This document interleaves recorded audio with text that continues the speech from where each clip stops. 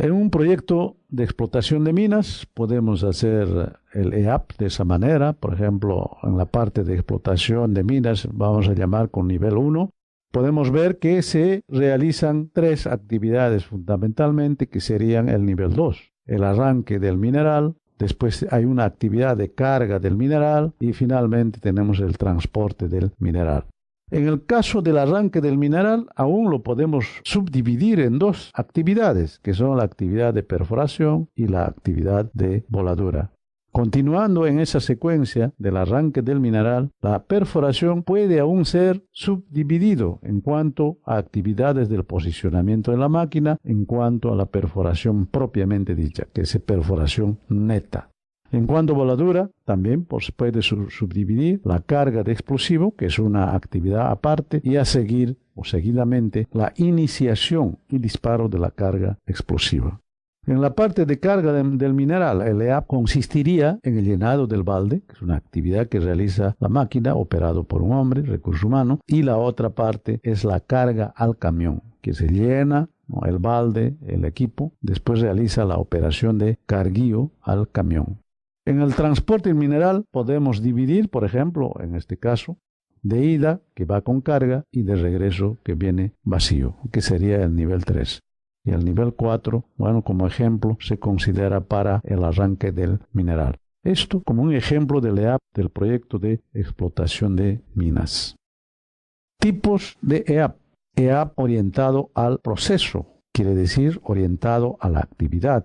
Ejemplo, requerimientos, pedidos, análisis, diseño o dimensionamiento, pruebas que pueden ser realizadas de varios aspectos operacionales del proyecto, típicamente usado en desarrollos y preparación. Esto está orientado al proceso, a las actividades que se realizan, ¿no? Un conjunto de actividades que están inmersos en el proceso. Por lo tanto, ese es un tipo de EAP. Otro tipo de EAP orientado al producto, orientado a las entidades. Ejemplo, mineral de cabeza, concentrado o metal refinado. Que dice que un producto que resulta de ese proceso, el proceso tiene un EAP y otro EAP, el producto que vamos a obtener a través de ese proceso. Y también existe un EAP híbrido, que dice, no es normalmente usual, esto es inusual. Ejemplo, desarrollo sobre cuerpo mineralizado o filón. Normalmente no se hace ese tipo de actividad. Racionalidad. Los procesos producen productos. Por lo tanto, es necesario considerar esos 3 tipos de EAP y normalmente los que son más relacionados al campo de proyectos mineros son los EAP orientado al proceso y el EAP orientado al producto. El EAP proyectado al producto, podemos ver el caso que no es exactamente minero, pero la ilustra, el caso de Internet, por ejemplo, que está dividido en dimensionamiento o diseño de la página, del website. Después viene la parte del dimensionamiento del home, ¿no?, donde se va a localizar la página. Luego viene el estudio de la página, del mercado, a dónde puede ser orientado. Y finalmente, la parte de ventas. Y cada uno de ellos tienen aspectos más detallados, como el diseño de la página web, por ejemplo, el local del mapa, el diseño de gráficos, los tipos de gráficos, los programas que serán utilizados. En el dimensionamiento del local, por ejemplo, el local de la página puede ser con textos, aparte con imágenes, hiperlinks, en fin, esto es común actualmente. Estoy colocando esto solo para efectos de comprensión que también en trabajos mineros se dan. La parte del estudio, la parte mercado, en textos puede ser imágenes, igual en hiperlinks. Y finalmente la parte de ventas también en forma parecida a los anteriores. El EAP orientado al proceso ya es un poco diferente, como se mostró ya en los ejemplos anteriores, están por niveles, ¿no?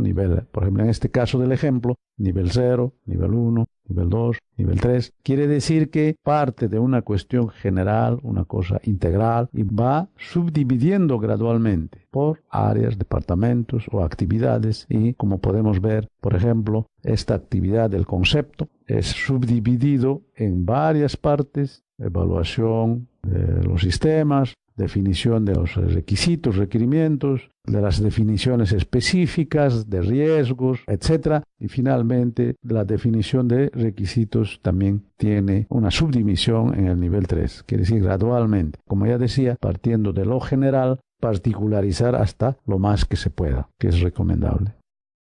Dimensionamiento del EAP. Aquí podemos ver cómo es que se forma una red de actividades y podemos finalmente saber cuánto de cada uno de ellos, por ejemplo, mide en cuanto al aspecto físico o pesa en toneladas o cuánto de contenido metálico tiene y cuánto tiempo requiere esa actividad, etc. Y podemos representarlas a través de, por ejemplo, de setas que están allí, que están representando una determinada actividad, pero de forma detallada. Esto sería un proyecto, un trabajo integral, más que está compuesto por muchas actividades sincronizadas y aquí podemos ver que se requieren que se realicen unos antes y después otros, o pueden realizarse en forma paralela, o dependen de los que están atrás. En fin, podemos ver un dimensionamiento del EAP y el EAP permite precisamente hacer este tipo de estructura de manera detallada. Y en la parte inferior, esas actividades pequeñas, desmenuzadas diría, que está expresado en función de gráficos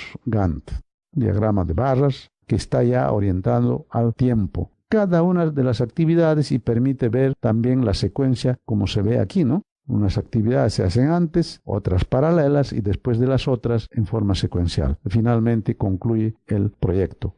Lo importante, nuevamente repito, es que el dimensionamiento del EAP es basado precisamente en este detalle de las diferentes actividades que son, digamos, consideradas en todo el proyecto. Diccionario de la EAP. Incluye las siguientes informaciones.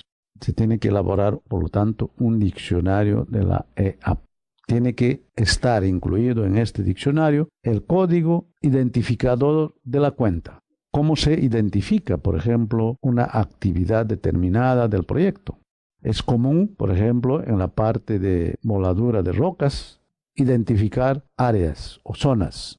¿En qué zonas es que se va a realizar ese disparo, esa perforación? Y por otro lado, cada uno de los taladros son identificados con códigos. Por lo tanto, ese diccionario tiene que indicar cómo se va a dar la nomenclatura para una actividad determinada, de forma que nosotros podemos ir a consultar y determinar fácilmente o identificar fácilmente una determinada actividad o un determinado producto. Descripción del trabajo. Se tiene que describir en el diccionario de qué cosa es, por ejemplo, el criterio de desarrollo de una labor.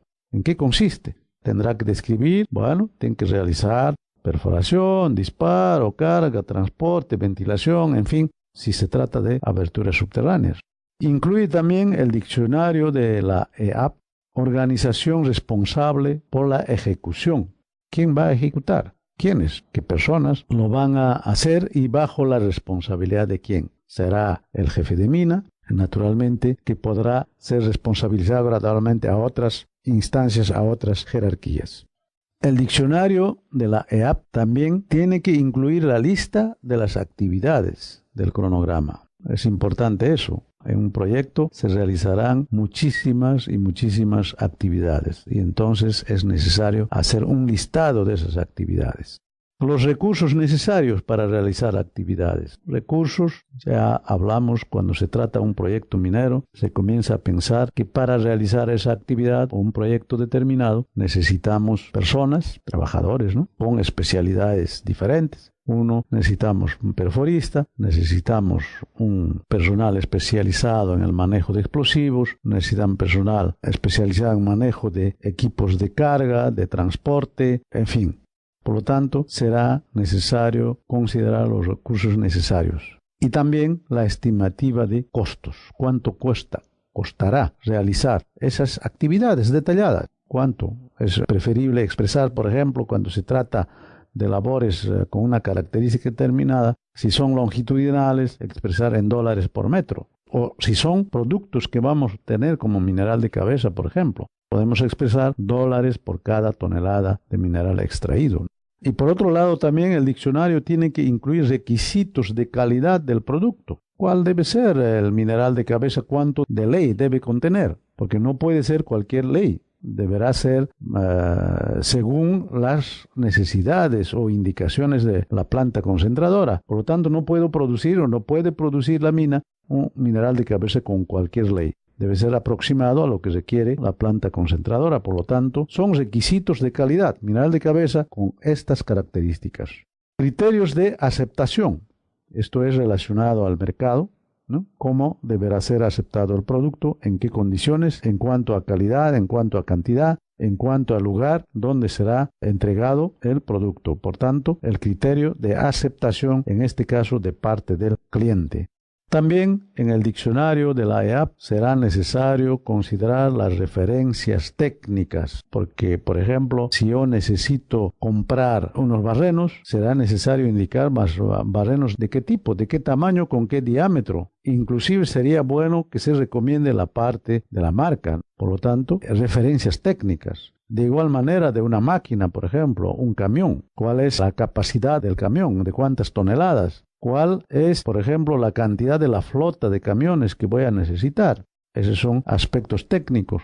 ¿Qué tipo? ¿Serán a motor diésel, eléctrico? En fin, ¿de qué manera será? Y también ahí podrá ser necesario hacer alguna referencia de fabricante, de marca. Y finalmente, el diccionario de la EAP tiene que también incluir informaciones del contrato.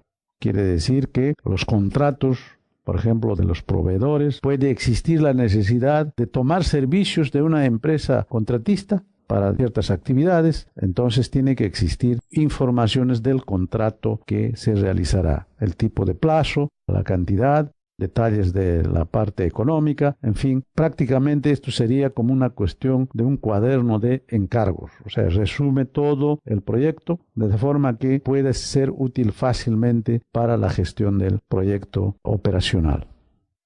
Vamos a ver lo relacionado a elaboración participativa. Este es un procedimiento muy interesante para esta parte de la técnica considerada por PMBOK. Se puede ver en las fotografías que se presenta que están realizando un trabajo, digamos, en grupo, considerando como el proyecto una unidad central. A partir de ahí se viene estableciendo prácticamente divisiones o subdivisiones de forma gradual.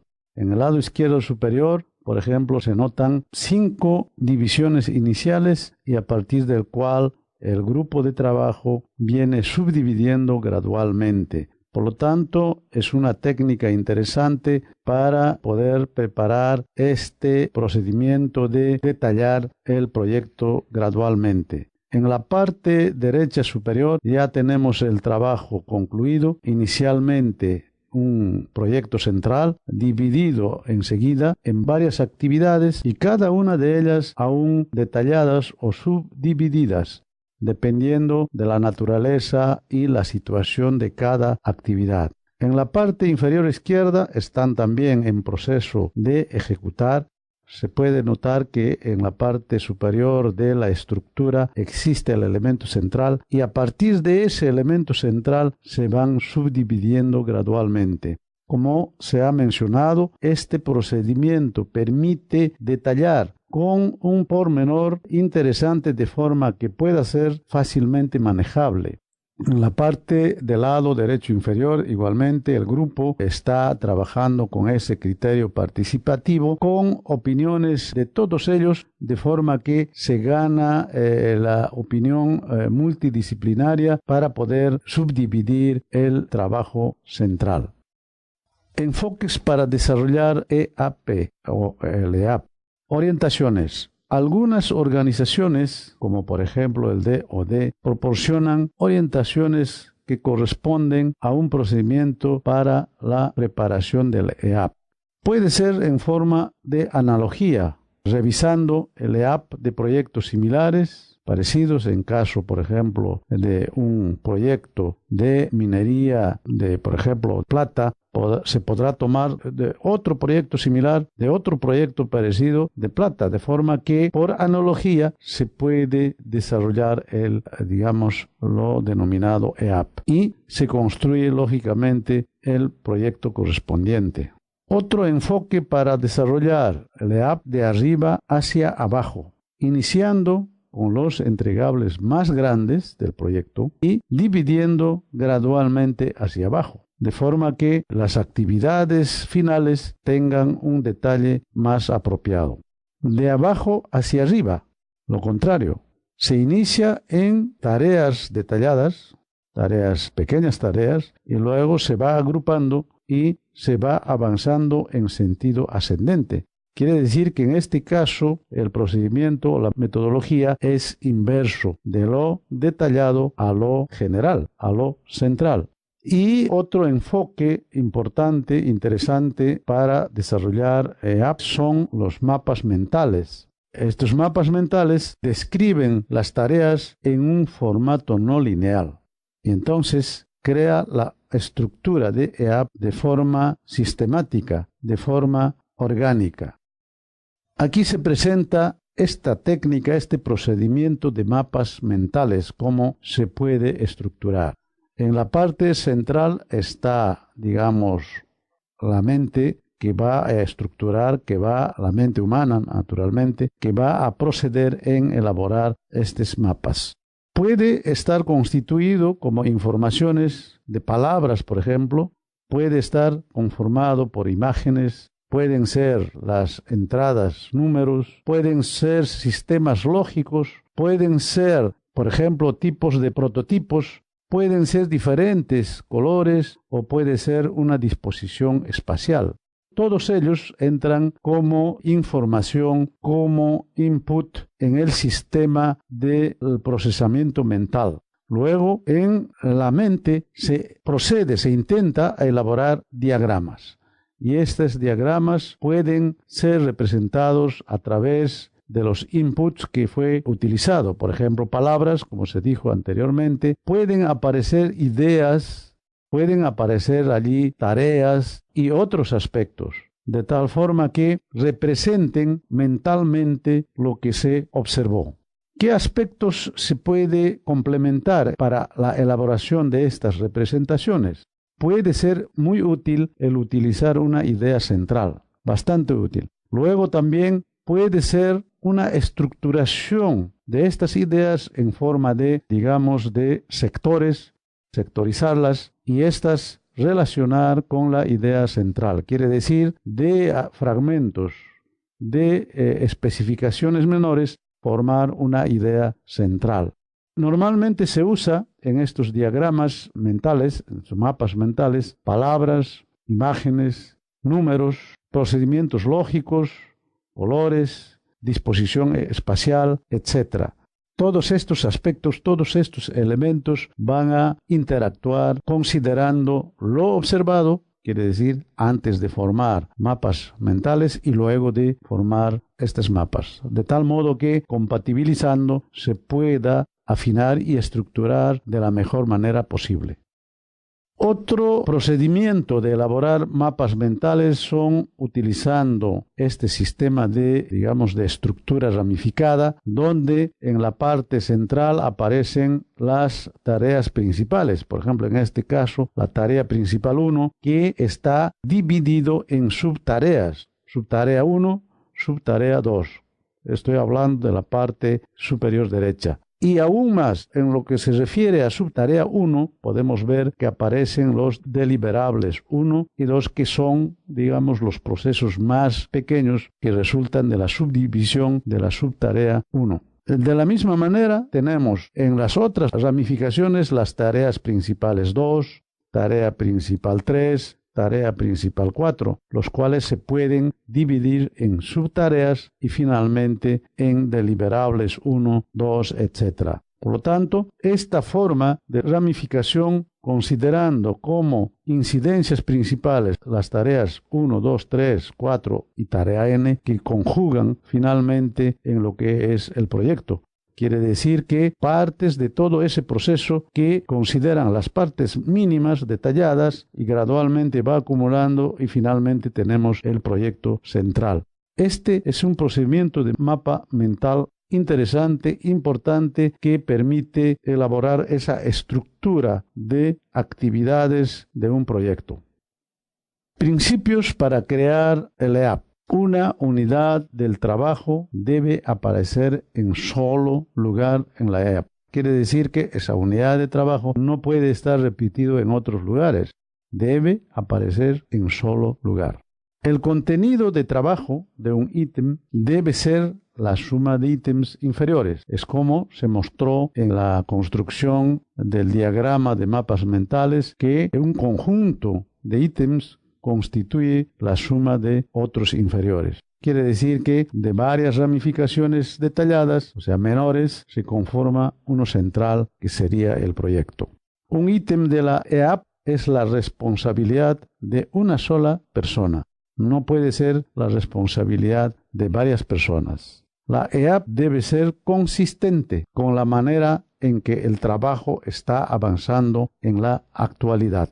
Tiene que tener una consistencia, tiene que tener una representatividad con la forma, con la manera en que el trabajo se va avanzando actualmente. Los miembros del equipo de proyecto deben ser involucrados en el desarrollo de la EAP para asegurar consistencia y su compromiso. Es importante que los integrantes del proyecto, del proceso operacional del proyecto, sean involucrados, tomen conciencia y ganen identidad, de tal manera que el resultado sea lo mejor posible, con ese criterio de la mejora continua. Cada ítem de la EAP debe documentarse para asegurar su entendimiento exacto del alcance del trabajo incluido y no incluido. Por tanto, es sumamente importante el aspecto de la documentación. No puede quedar ningún ítem sin documentar. Tiene que realizarse la documentación correspondiente porque asegura su entendimiento, su comprensión exacta relacionado al alcance del trabajo incluido.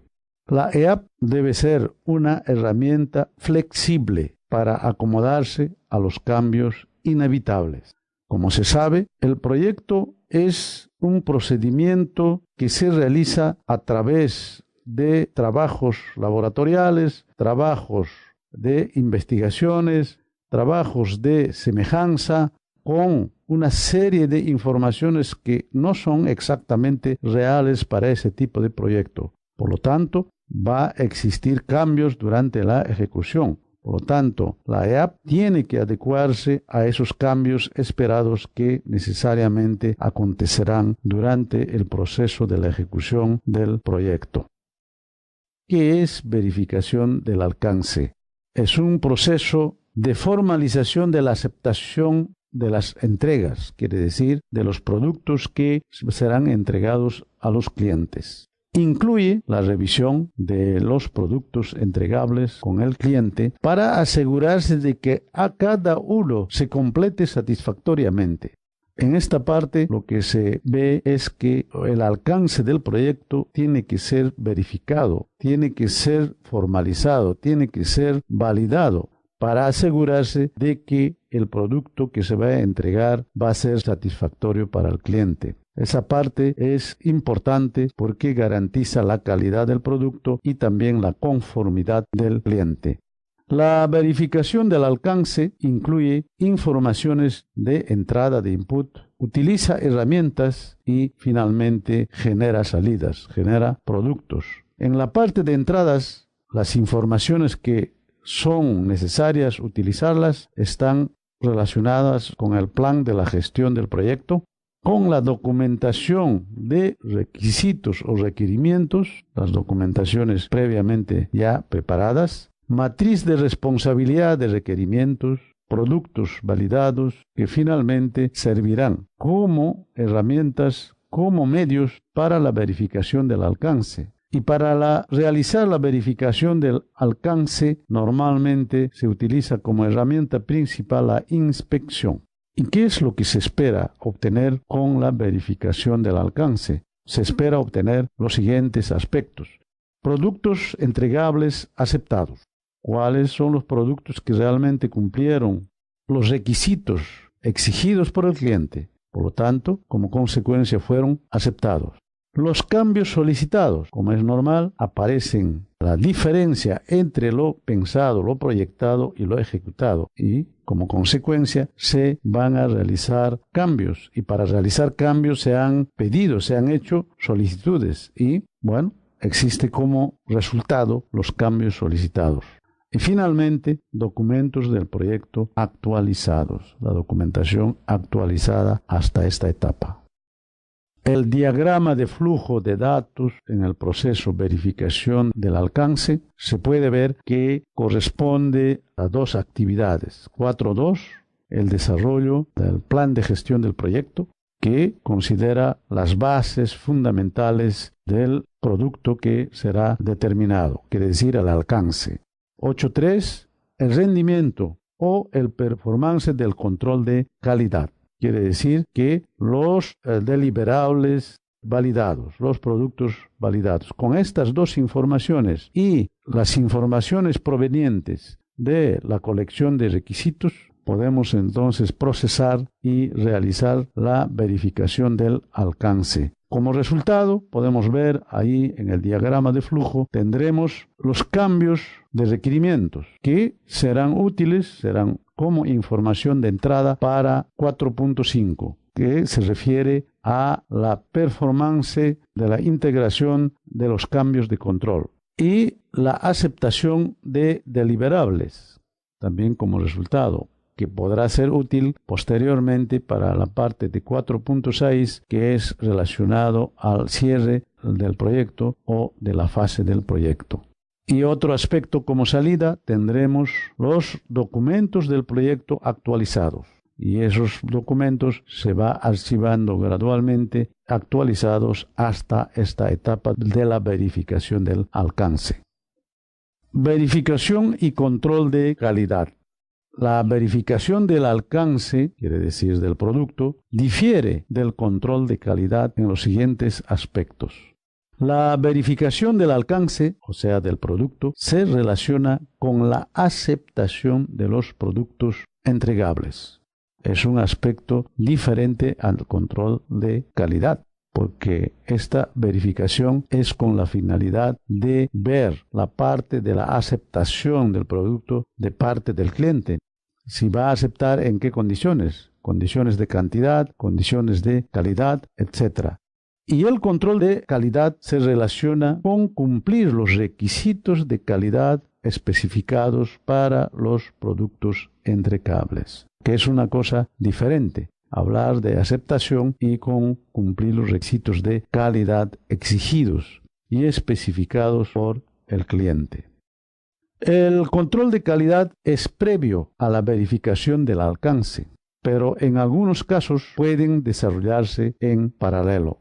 Aquí se puede ver esquemáticamente que para realizar la verificación del alcance, antes se debe realizar el control de calidad. Sin embargo, en algunos casos se puede realizar estos dos procedimientos en forma paralela. Calidad del producto a obtener. Para mostrar lo relacionado a la calidad del producto a obtener, se presenta un ejemplo del concentrado de plomo y de zinc. El mineral extraído en toneladas métricas, que se considera allí como ejemplo de 747.195 toneladas, con ley de 2.5% de plomo, 5,1% de zinc y 4.2 onzas por tonelada corta de plata. Ese será el mineral de cabeza. El concentrado de plomo resultante es de 25.200 toneladas, con una ley de plomo de 57.51%, 6.31% de zinc y 55.15 onzas por tonelada corta de plata. De este mineral, el concentrado de zinc resulta 79.200 toneladas métricas, con una ley de 4.32% de plomo. Y naturalmente con una ley mayor de zinc, que es de 50.74 y 18.88 onzas por tonelada corta de plata. Se puede notar en estos concentrados de que la plata resulta con una mayor recuperación en el concentrado de plomo. Recuperación entonces del concentrado de plomo es de 70.49% de plomo, 3.85% de zinc y 41.10% de plata. Recuperación en el concentrado de zinc, 13.29% de plomo, 77.37% de zinc, 35.30 onzas por tonelada de plata. Bueno, esto está expresado en realidad porcentualmente. Y como relaves tenemos 642.795 toneladas. Y en este ejemplo, el radio relave concentrado es de 6.15. Quiere decir que se produce 6.15 toneladas de relave para una tonelada de concentrado. Consumo de energía eléctrica también tenemos en kilowatts hora. Consumo total de energía en kilowatts-hora y porcentaje de consumo en la planta concentradora. Por lo tanto, bajo estas cantidades, bajo estos tonelajes del mineral de cabeza concentrado con sus respectivos contenidos metálicos de plomo, zinc y plata, podemos nosotros ver la calidad del producto a obtener. Verificación del alcance. Como un ejemplo de la verificación del alcance, se puede mostrar aquí un concentrado de zinc que tiene un valor determinado. Por ejemplo, aquí en el ejemplo se considera la cotización del zinc de $1,000 por tonelada métrica. La cotización de la plata, $13 por onza. A una cotización bastante, digamos, menor, porque actualmente la plata viene siendo cotizado mucho mayor de lo que se está considerando en este ejemplo. Por lo tanto, el concentrado de zinc en peso húmedo tiene 100 toneladas métricas húmedas, una humedad de 10%, merma de 0.5% y las características de ese concentrado son con contenidos de zinc de 50%, de plata de 9 onzas por tonelada métrica y arsénico de 0.5%. Como se puede ver, aquí se presenta de manera cuantificada la verificación del alcance, quiere decir la verificación del producto, considerando inclusive la parte de las cotizaciones, los pesos, la humedad, merma y los contenidos metálicos del concentrado. Aquí aparece una concentración de arsénico que en mayores proporciones prácticamente influencia negativamente en el valor del concentrado. Inspección. La inspección incluye actividades como medición, determinar si yo, por ejemplo, consideraba en mi proyecto realizar un trabajo de perforación y voladura con una malla de 5x5, yo puedo constatar eso en el terreno. Puedo medir si en el proyecto era así, si en la práctica se realiza tal como se fue dimensionado, diseñado o no. Después se puede realizar examen, o sea, análisis de las mediciones realizadas y verificación si el trabajo y o el producto cumplen los criterios y requisitos de aceptación. Cuando se trata, por ejemplo, de un concentrado de mineral, ¿cuál será lo correspondiente a las actividades de medición y examen?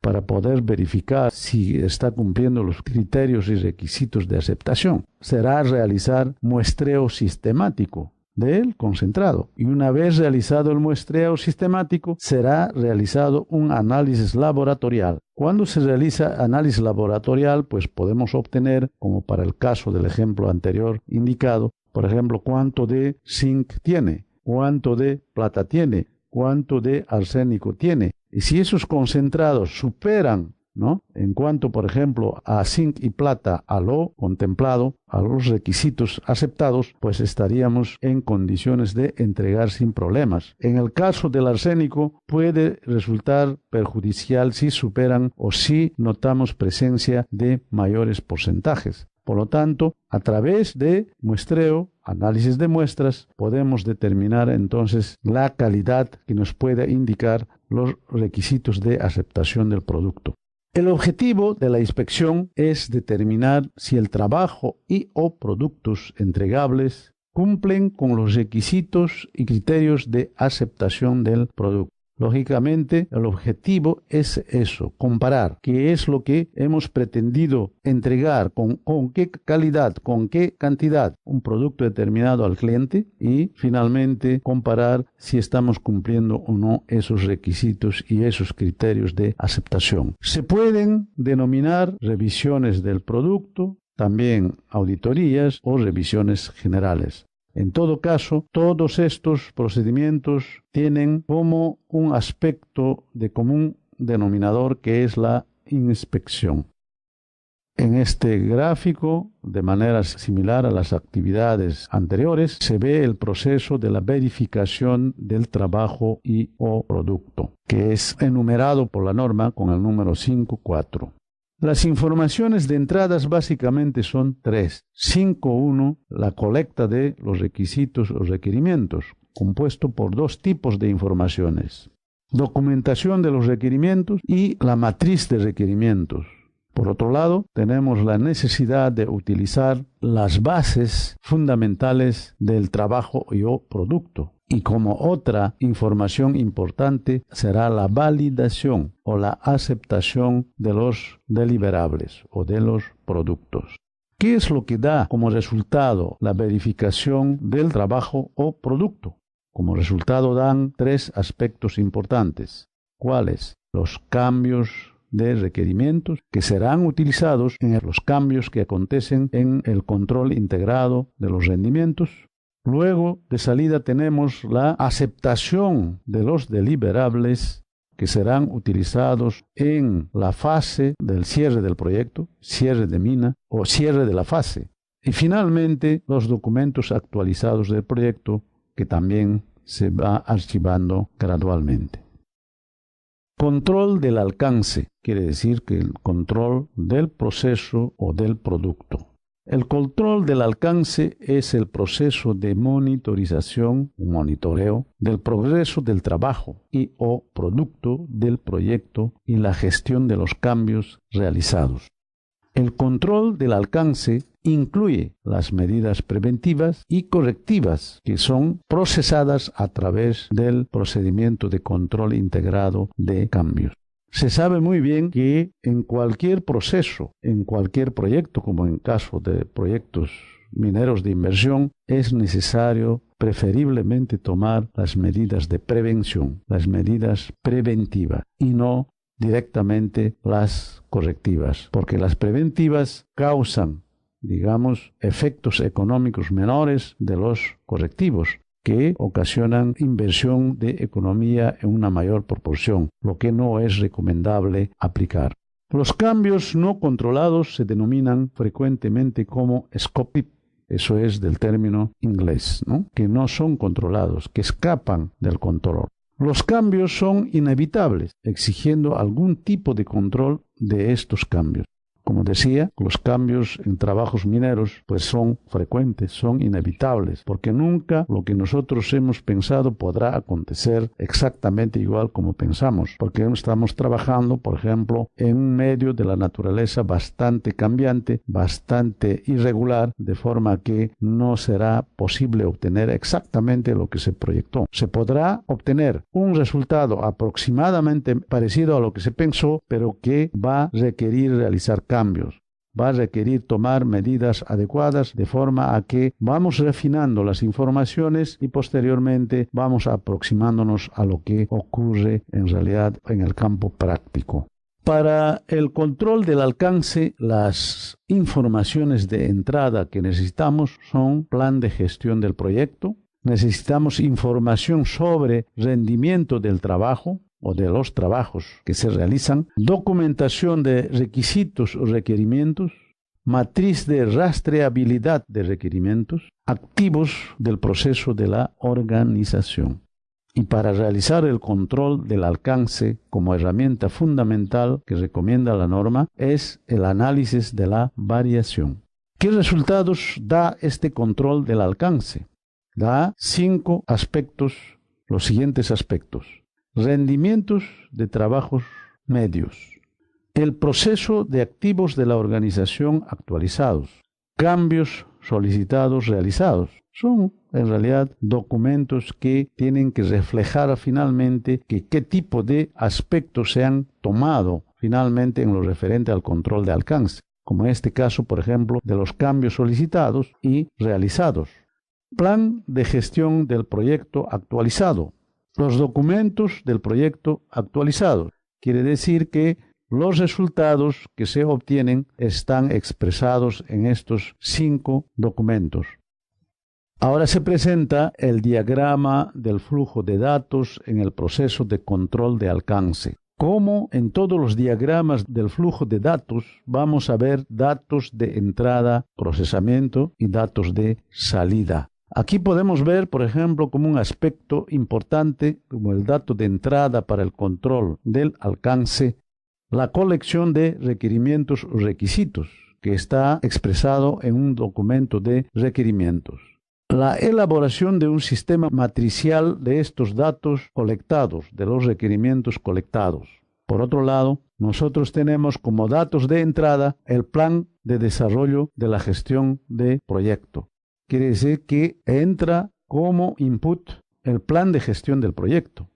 Como una información, un documento de entrada también es relacionado al rendimiento o performance de los trabajos. ¿Qué rendimientos se han obtenido en los trabajos realizados combinando el recurso humano, combinando las máquinas, combinando con el medio de trabajo donde se desenvuelve? Y finalmente, otro elemento importante para realizar el proceso de control de alcance es la evaluación del proceso organizacional del proyecto o de la empresa. Con estas informaciones se realiza el procedimiento y se obtiene finalmente los documentos del proyecto actualizados, y estos documentos serán archivados, como se ha indicado anteriormente, en forma gradual. También como resultado obtendremos los cambios de requerimientos, los cambios de requisitos. Y estos cambios de requisitos serán utilizados a la vez en el cambio del control integrado de la performance o el rendimiento. Y finalmente, como salida, tenemos la medida del rendimiento de los trabajos. Y esto será usado como un input para el informe o el reporte, digamos, de los rendimientos durante la ejecución del proyecto.